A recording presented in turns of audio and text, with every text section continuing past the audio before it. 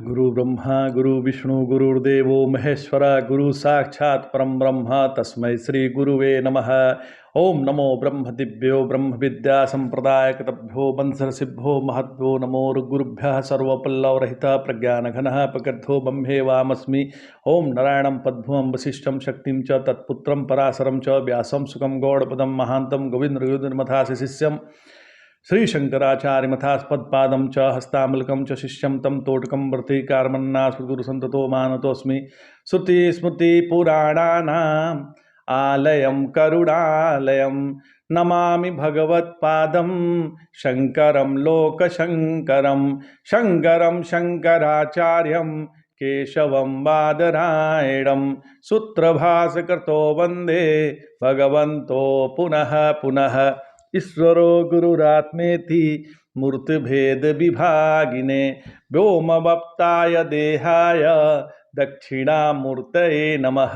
ओम श्री गुरुभ्यो नमः। ओम श्री परमात्मने नमः।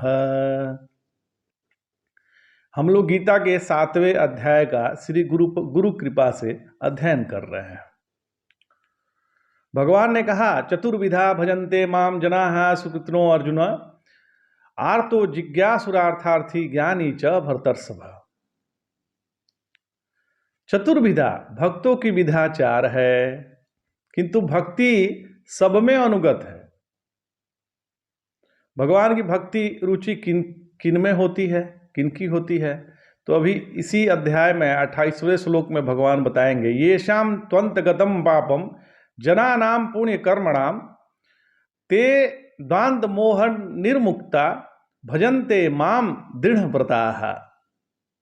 जो पुण्य करते हैं और पापों का अंत हो गया है, जिनके पापों का अंत हो गया है और वो पुण्य ही करते हैं, जिनके मन में वासना होती है, यदि वासना होती है कि हमको यह मिले हमको वह मिले, उनमें 2 तरह के लोग होते हैं।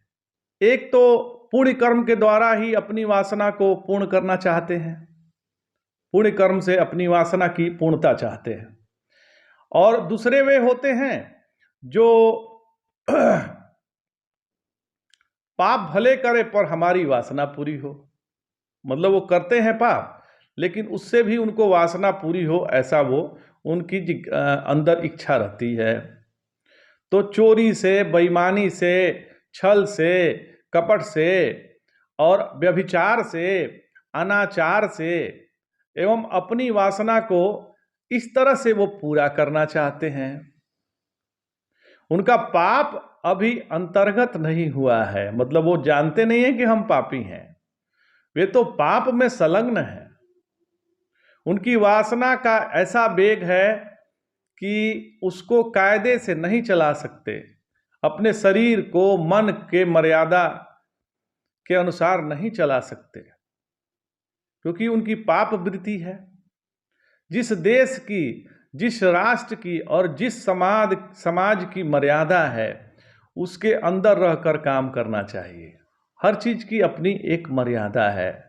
आप बड़े भाई हैं या आप छोटे भाई हैं या आप पिता हैं या पुत्र हैं या पत्नी हैं या माता हैं, आप सबकी मर्यादा है।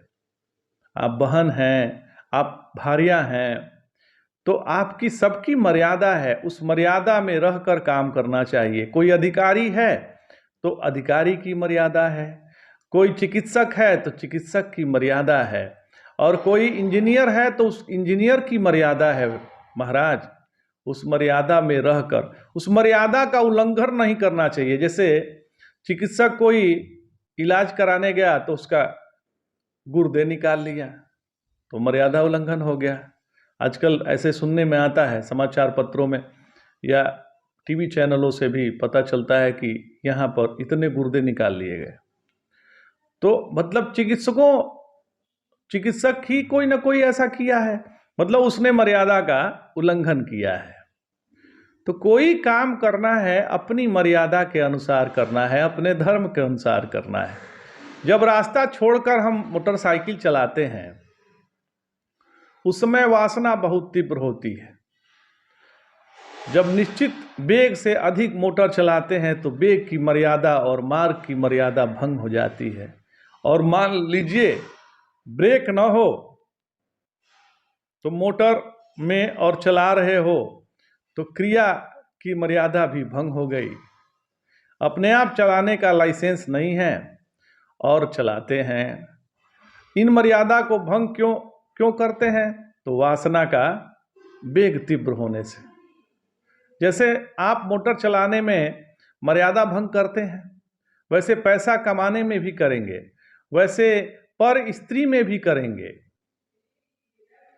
क्रोध में भी करेंगे महाराज। क्योंकि एक जगह मर्यादा न होना दूसरी जगह भी मर्यादा नहीं होगा, ऐसा वो सूचित कर देता है। सब जगह मर्यादा का न होने का उपलक्षण है, संकेत है। आपका मन जब बस में नहीं रहा तो पता नहीं कब क्या कर बैठेंगे। पहली बात तो यह है कि पुण्य कर्म करें, विहित कर्म करें, निषिद्ध कर्म न करें। आप वासना को अपने काबू में कर लें। अब गाड़ी हमें चलाना है तो गाड़ी हमारे काबू में होना चाहिए, स्पीड अपने काबू के अनुसार होना चाहिए। अब आपकी काबू नहीं है, आप गाड़ी की स्पीड बढ़ा दी तो एक्सीडेंट हो ही जाएगा। तो पहली बात तो यह है कि हम पुण्य कर्म करें, विहित कर्म करें, निषिद्ध कर्म न करें। जो निषिद्ध है उसका त्याग करें। आप वासना को अपने काबू में कर लीजिए। ईश्वर दृष्टि जाने का संयोग ही कहाँ है? जब तक हम बुराइयों में फंसे हुए हैं, गिरते हैं, कभी चलते हैं कभी गिरते हैं, ऐसा भी एक जीवन होता है।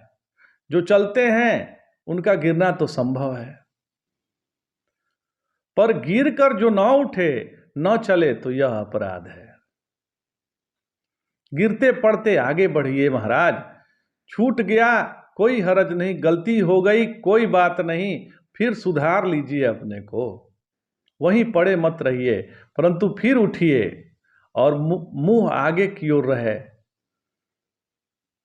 जो घटा उसको भूल जाइए और वहीं पड़े न रह जाइए, कहीं पीछे लौट न आए आप।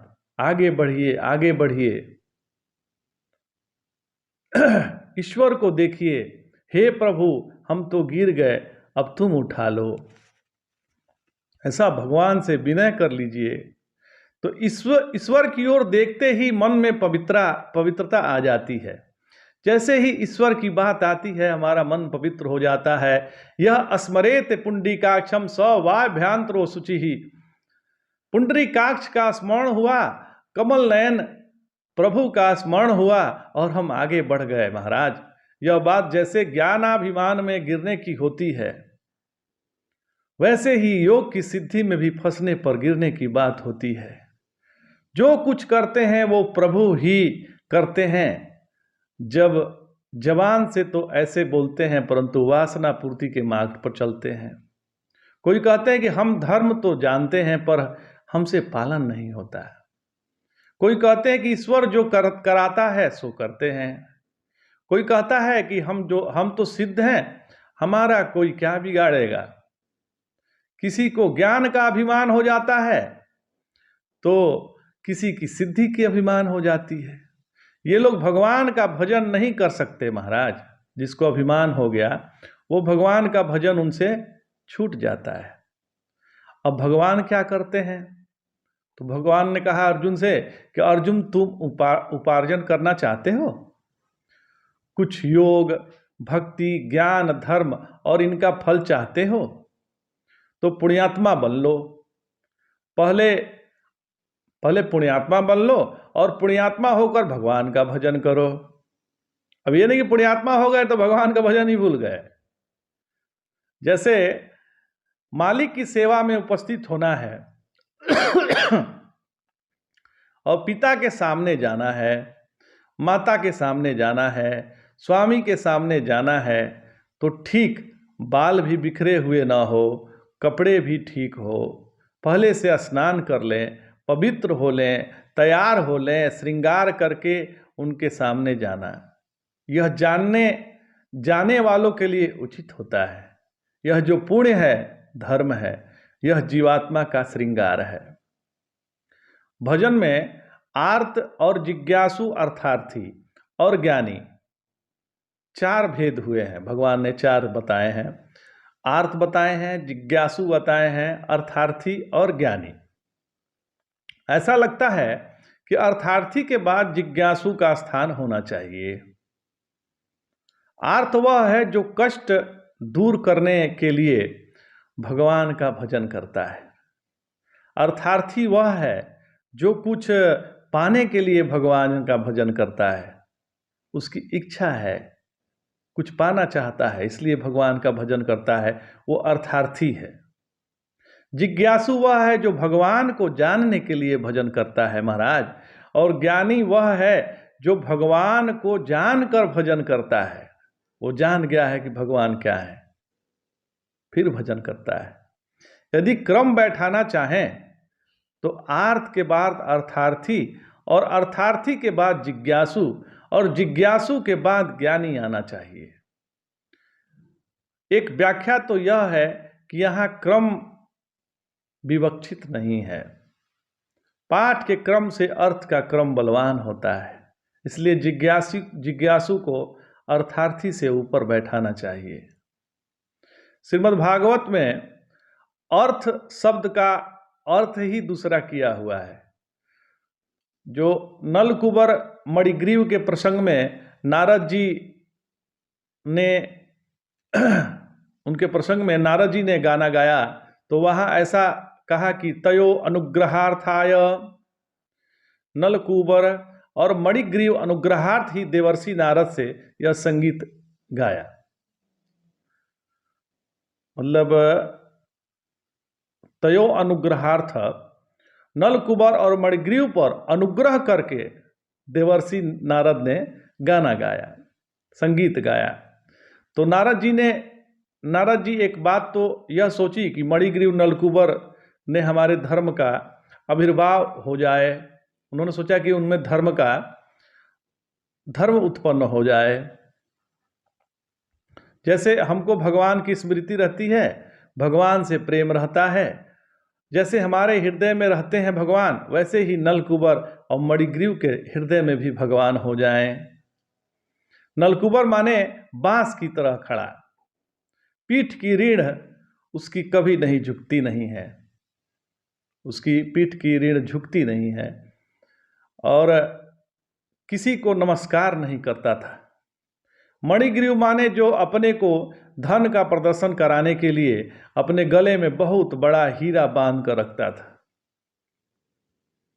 दिखाना चाहता था कि मैं बहुत धनी हूं। तो देखिए हमारे पास इतना बड़ा हीरा है, इतनी बड़ी मणि है, इतना मैं धनी हूं। अभिमान से और दम्भ से दोनों ग्रस्त थे। एक का तो अकड़ नहीं ढीला हो रहा था और दूसरा धन का अभिमानी था। तो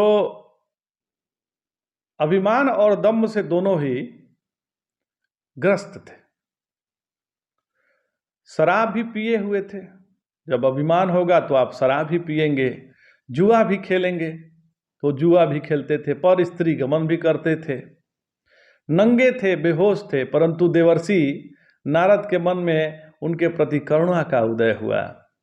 उन्होंने कहा कि जैसे हम भक्त हैं वैसे ही भक्त ये हो जाएं और इन्हें भी भगवान की प्राप्ति हो जाए। अर्थ शब्द का अर्थ है भगवत प्राप्ति। एक तो आर्त है जो संकट विपत्ति दूर करने के लिए भगवान को पुकारता है, जैसे गजराज, उनको संकट आ गया तो भगवान को पुकारने लगे, वो आर्त भगत है, तो भजन करते हैं। तो विपद विस्पणम विष्णु हो संपन्ना नारायण स्मृति ही विपदो नैव विपदः, विपत्ति विपत्ति नहीं है। संपदो नैव संपदः, संपत्ति संपत्ति नहीं है।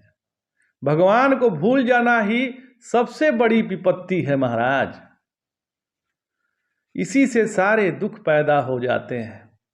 नारायण का स्मरण है तो किसी विपत्ति का स्मरण नहीं है। श्रीमद् भागवत में एक प्रसंग आता है, कुंती ने प्रार्थना की विपदः सन्तु नः स्वस्वतत्र तत्र जगद्गुरो भवतो दर्शनम यस्यात अपुनर्भव दर्शनम। हमारे जीवन में विपत्ति पर विपत्ति आती रहे। माता कुंती ने कहा कि हमारे जीवन में विपत्ति पर विपत्ति आती रहे, क्योंकि जब जब हमारे ऊपर विपत्ति आती है तब तब उसके निवारण के लिए आप आते हैं, आपका दर्शन हो जाता है। और जब आपका दर्शन होता है तो संसार दिखता ही नहीं है, फिर विपत्ति दिखती ही नहीं है। ऐसी प्रार्थना दुनिया में और कहाँ है महाराज? अद्भुत है। हमको विपत्ति ही चाहिए, क्योंकि विपत्ति से बचाने वाले आप जो दर्शन देते हैं। द्रौपदी के सभा में नंगा किया तो क्या हुआ? बचाने के लिए आप तो आ गए। दुर्योधन ने दुर्वासा को भेजा तो क्या हुआ? उस विपत्ति से बचाने के लिए, साकात्र भोजन करने के लिए आप तो आ ही गए। तो आर्त जिसमें आर्त हो, आरती अस्यास्ति इति आर्तः, जिसमें आरती हो मत्वार्थी अच प्रत्यय इसको बोलते हैं। आर्तिमान को आर्त बोलते हैं। आर्त के बाद अर्थार्थ का अर्थ क्या हुआ? तो जो भगवत दर्शन चाहता है, अर्थ माने होता है जिसको हम चाहते हैं, अर्थर्थे इति, जिसकी इच्छा हमारे मन में रहती है। धन भी अर्थ है, भोग भी अर्थ है, स्वर्ग भी अर्थ है, भगवान भी अर्थ है। अर्थे न अर्थो अर्थी।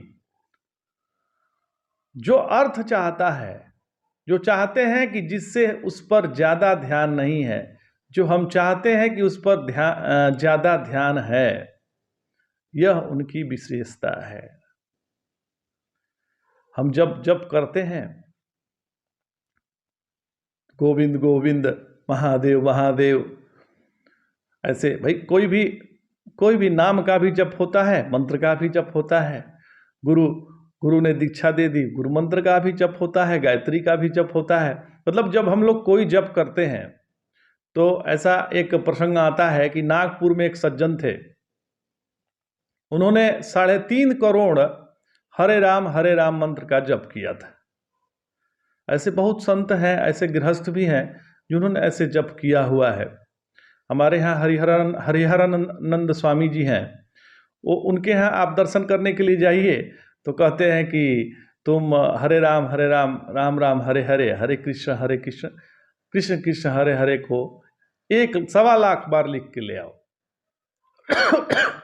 तो ऐसे बहुत हमारे यहाँ गृहस्थ हैं जो उन्होंने 1.25 लाख क्या 1 करोड़ लिख के उनके पास लेके गए हैं। वैसे ही थे वो, उन्होंने 1.25 करोड़ जो है हरे राम मंत्र का जप किया था। कहते थे कि हमको भगवान का दर्शन नहीं हुआ। दर्शन इसलिए नहीं हुआ कि बीच बीच में जब कोई संकट पड़ता था, धन की आवश्यकता पड़ती थी, तो वह जप करते करते चाहने लगते थे कि मैं भगवान के नाम का जप करता हूं, मेरा संकट दूर हो जाए। बीच बीच में नाम के बदले संसार की वस्तु चाहने लगते थे, नाम की पूर्णता कट जाती थी। भजन करते हैं भगवान की और चाहते हैं संसार, तब तो दूसरी स्थिति हो गई। और भजन करते हैं भगवान का और चाहते हैं भगवान को, यह दूसरी स्थिति हो गई। हमारे तो भाई साधन आजकल जो है, जितने ज़्यादातर जो हमारी स्थिति है कि हमने साधन भगवान को साधन जो है वस्तुओं साधन भगवान को बना लिए हैं और साध्य जो है संसार की वस्तुओं को बना लिए हैं। हम मंदिर जाते हैं तो कहते हैं कि एक कार मिल जाए महाराज। मतलब साधन भगवान है, साध्य वस्तुएं हैं, जो कि वस्तुएं नश्वर हैं। साध्य होने चाहिए परमात्मा और साधन होने चाहिए संसार की वस्तुएं। संसार की वस्तुएं साधन है और साध्य हमारे भगवान है। तो बीच बीच में नाम के बदले संसार की वस्तु चाहने लगते थे, वो नाम की पूर्णता कट जाती थी। भजन करते हैं भगवान का और चाहते हैं संसार को, तब तो दूसरी स्थिति हो गई, और भजन करते हैं भगवान को और चाहते हैं भगवान को, तो ये दूसरी स्थिति हो गई।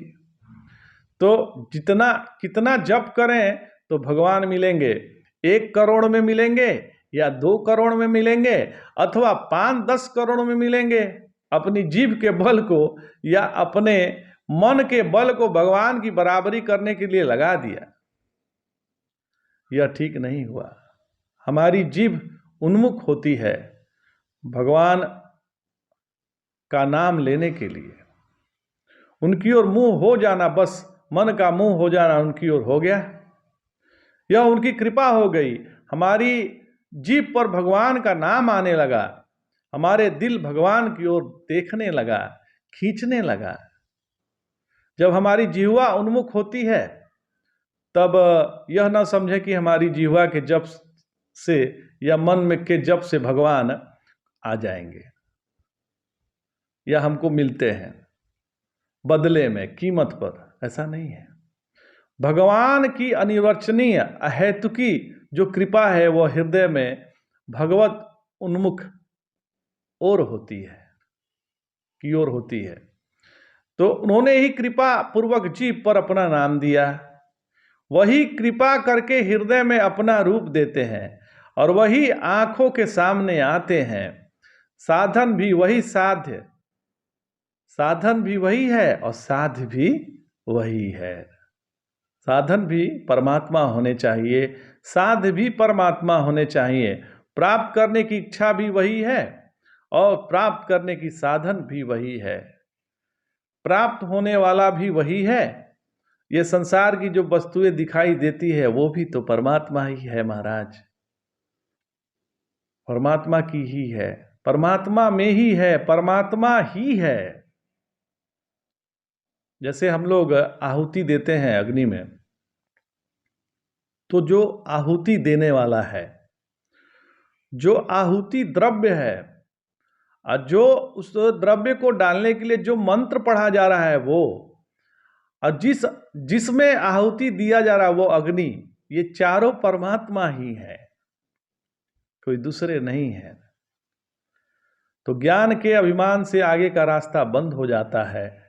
ज्ञान की इच्छा से जानते चलें, प्रेम करते चलें। प्रेम प्रतिक्षण वर्तमान होता है, यह प्रेम का स्वभाव है। छनहि बढ़े छनहि उतरे, सो तो प्रेम न होय। बिन गुण जौवन जीवन रूप धन, बिन गुण जीवन रूप धन, बिन स्वार्थ हित जान, शुद्ध कामना ते रहित, प्रेम वहे रसखान। रसखान जी कहते हैं कि प्रेम क्या है। तो जो गुण देख कर होगा कि बड़े दयालु हैं, बड़े दाता हैं, बड़े उदार हैं, और जब देखेंगे कंजूस है तो उस दीन से प्रकट प्रेम घट जाएगा। जवानी देखकर प्रेम करेंगे तो वह आगे जब जवानी गुजरेगी, बुढ़ापा आएगा तो वह घट जाएगा। जवानी देखकर प्रेम करेंगे तो बुढ़ापा आने पर कैसे होगा प्रेम। रूप देखकर प्रेम करेंगे तो वहां मुंह से निकल गए, कोई दाग पड़ गया तो प्रेम कैसे होगा।